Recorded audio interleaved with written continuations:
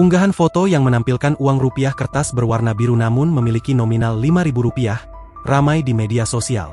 Unggahan itu dimuat di akun TikTok seorang warganet pada Kamis, 10 April 2025. Uang sisa 50.000 aja nolnya kurang satu, tulis warganet tersebut. Unggahan tersebut mendapatkan banyak komentar dari warganet TikTok.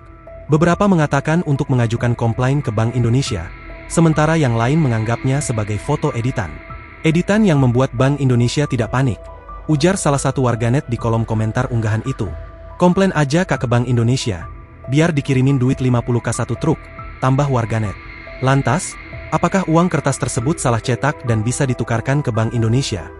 Kepala Departemen Pengelolaan Uang Bank Indonesia, M. Anwar Bashori mengatakan, uang kertas dalam unggahan tersebut adalah pecahan Rp50.000 tahun emisi 2022. Pengeluaran dan pengedaran uang rupiah kertas pecahan Rp50.000 T 2022 diatur dalam Peraturan Bank Indonesia Nomor 24/9 PBI 2022. Adapun uang Rp50.000 dalam unggahan tersebut diduga salah cetak lantaran kurang angka 0, sehingga hanya tercantum sebagai Rp5.000. Namun untuk memastikan keaslian uang tersebut, BI mengimbau untuk melakukan pengecekan ke kantor cabang BI terdekat. Dalam hal masyarakat menemukan uang rupiah yang dipandang tidak sesuai, masyarakat diimbau untuk melakukan klarifikasi uang yang diragukan tersebut ke BI terdekat, ujarnya kepada Kompas.com, Minggu, 13 April 2025.